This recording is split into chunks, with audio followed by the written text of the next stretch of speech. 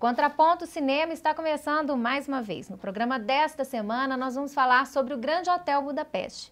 Aqui no Contraponto Cinema, no programa da TV comunitária, a gente tem uma discussão onde a gente alterna cinema com filosofia, política, a gente faz esse caldeirão para oferecer para você uma perspectiva diferenciada do que está rolando aí nas telas do cinema. Vamos falar um pouquinho, Zé Luiz, como que está aí, o que você achou do Grande Hotel Budapeste? Eu achei um filme fabuloso, né? Uma linguagem diferente, eu acho que o telespectador vai adorar ver esse filme. É um filme passado numa república fictícia, né, de Dubrovka, mas que faz menção ao leste europeu, né, especialmente à Hungria, óbvio, né, Budapeste, capital da Hungria, e é ambientado em 3 momentos, né. Começa com um escritor, né, já idoso na contemporaneidade, que faz menção à visita que ele fez a um grande hotel em decadência em 1968. Ele conta essa visita e nessa visita ele conta uma conversa que ele teve com o dono do hotel, o proprietário do hotel. E aí então o filme volta ainda mais no tempo para o período entre guerras, né, volta para 1932. E é ambientado nesse momento com histórias riquíssimas, referências históricas muito interessantes e com uma dinâmica de linguagem muito interessante, muito diferente, que é muito típico do diretor, do Wes Anderson. Eu classificaria o Grande Hotel Budapeste como um filme imperdível, né? Do diretor Wes Anderson, isso mesmo. Bom, confira aí o trailer, daqui a pouquinho a gente volta para falar mais sobre o Grande Hotel Budapeste. And so my life began. Junior lobby boy in training under the strict command of Monsieur Gustav H. Many of the hotel's most valued and distinguished guests came for him. I love you. I love you. She was dynamite in the sack, by the way. She was 84. I've had older. This was also when I met Agatha. She's charming. She's so charming. Is he flirting with you? Yes. I approve of this union. I became his pupil, and he was to be my counselor and guardian. The police are here. Tell them I'll be right down. She's been murdered, and you think I did it. Hey! Stop! You're looking so well, darling. You really are. I don't know what sort of cream they've put on you down at the morgue, but I want some. Bom, como você pode ver, o Grande Hotel Budapeste, na verdade, é uma história dentro da história, né? Isso. E que é de uma riqueza, numa linguagem, a linguagem visual do filme, eu acho que é o grande atrativo, né, Zé Luiz? As cores muito fortes, né? Que é uma característica desse diretor. E eu acho que tem uma coisa muito interessante na proposta, né, da própria linguagem do filme, que ele é contado na perspectiva do Mustafa, né, que é aparece como dono do hotel, mas que depois, quando volta em 1932, ele é o mensageiro do hotel, né, e que trabalha com um concierge, que é um grande concierge de um grande hotel daquela época. E aí que eu acho muito interessante, um primeiro aspecto relevante do filme, é que ele funciona dentro daquela linguagem da perfeição, rapidez e eficiência de um concierge e de um mensageiro de um grande hotel de luxo daquela época, né, da década de 1930, etc. Hoje essas linguagens mudaram, mesmo o conceito de eficiência mudou.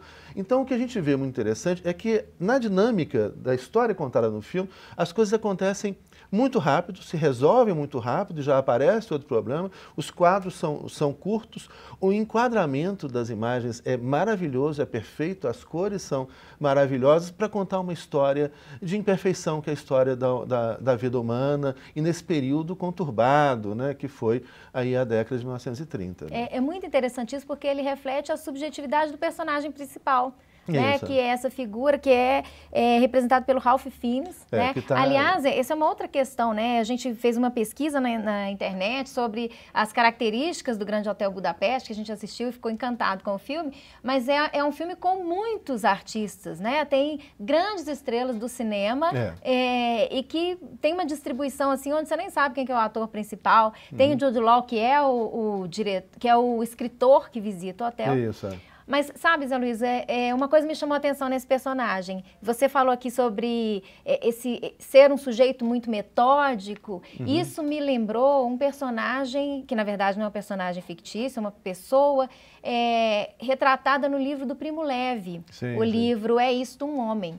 Ele conta quando ele está no campo de concentração de Auschwitz, que ele conheceu um senhor que chamou atenção especialmente para ele. Era o fato dele se manter sempre aciado e com um comportamento como se ele estivesse vivendo uma vida ainda dentro de padrões. Né? Como se estivesse na casa dele, né? E não num campo de concentração. Né? Que parece muito com a atitude desse personagem. Mesmo quando ele vai preso, ele se preocupa, ele quer o perfume dele. Né? A primeira coisa que ele faz quando ele consegue, né, sair da cadeia é que traga o meu perfume. Né? E toda hora ele mantém a dignidade, a civilidade. E a civilidade, né? dentro da perspectiva dele, né, do que é.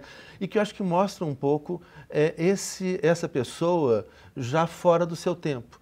Acho que uma coisa interessante ali, essa década de 30 é uma década conturbada, nós todos sabemos disso, e o filme faz referência a isso. Ali mostra um movimento nazifascista que chegou, né, ao leste europeu, a Hungria teve um movimento nazista, né, um governo nazista horroroso, né, e ali então faz essa menção. Quer dizer, é um homem que está saindo de uma época cheia de glamour, né, que trabalha num lugar, né, cheio de glamour, mas que ainda mantém isso.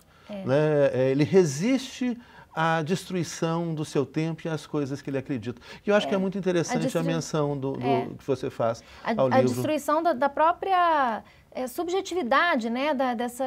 Da identidade, talvez. E aí o filme traz outras menções. Eu acho que tem passagens históricas. O pano de fundo é muito interessante. Né? Eu acho que além da ascensão do nazifascismo na década de 30 e a destruição desse mundo glamuroso para um mundo violento, agressivo, né? que vem por aí, depois ele pula para a visita que o escritor que narra o filme, né, pula para 1968. Mas eu queria voltar um pouquinho ainda, para manter ainda essa conexão com esse personagem do Primo Levi, né? Eu falo de personagem, mas na verdade foi uma pessoa que ele conheceu, né, da vida real ali, no campo de concentração de Auschwitz. É a frase que o próprio escritor usa para se referir a esse personagem que era o concierge, né? Fala que ele conseguia manter a dignidade, é uma expressão que é a mesma que o Primo Levi usa para se retratar, para se referir a esse amigo que ele faz em Auschwitz. E uma menção que ele faz é a questão da higiene, por isso que me lembrou duas questões. A questão da higiene, porque a preocupação do concierge é também com o perfume, né? Isso. E ele falava, olha, esse senhor lá, esse prisioneiro do campo de concentração, ele se preocupava em tomar banho, mas nem tinha sabonete.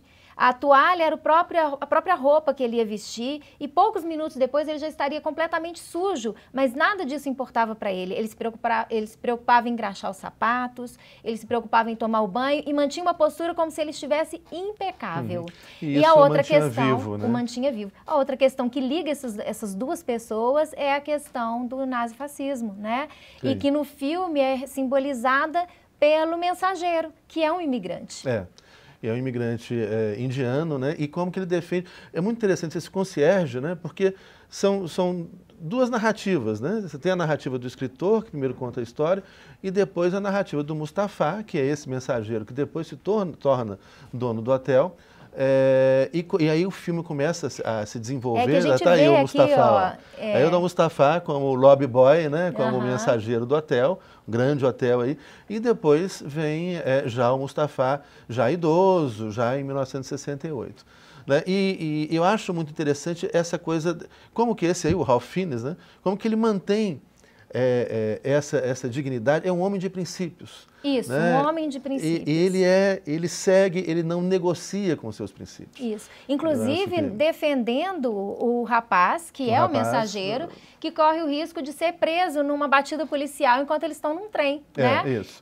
Já na época do fascismo e aquela coisa toda com relação aos imigrantes. Porque não tem uma documentação legalizada ainda. Né? E aí eu acho que esse é um outro aspecto interessante do filme, porque essa discussão ela é hoje muito importante na Europa.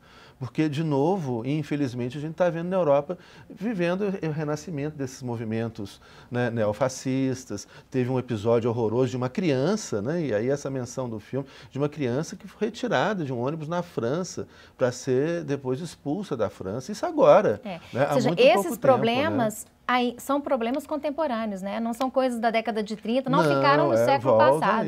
São questões ainda do século XX. Talvez aquele mundo glamouroso, né, do concierge, né, e do Mustafa tenha acabado, mas infelizmente a gente ainda tem resquícios disso. E aí só uma menção interessante que eu acho para a gente ir finalizando e deixar o telespectador curtir esse filme, que é muito bom, né, é a menção a 1968, quando aparece já esse grande hotel, mas sem aquele glamour. Ele vai se tornando um hotel popular, né, e talvez aí tenha alguma menção, a gente viu isso muito acontecer no mundo socialista.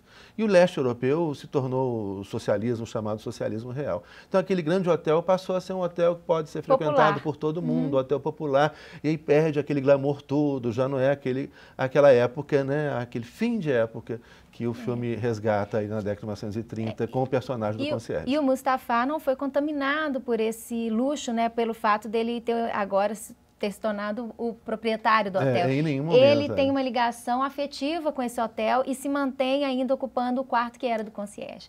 Mas o filme é imperdível, né, Zé? Imperdível. O filme é imperdível. Não perca, e se você quiser fazer algum comentário, se você quiser dar a sua opinião, fazer alguma pergunta sobre os filmes que a gente discute aqui no Contraponto Cinema, você pode mandar um e-mail para o tvcbh@tvcbh.com.br, que aparece aí na tela para você, e consulte também, compartilhe com a gente no site da TV Comunitária e participe da nossa programação. Semana que vem a gente volta para apresentar mais um filme, para te convidar para ir ao cinema. Contraponto Cinema está sempre aqui para trazer novidades para você.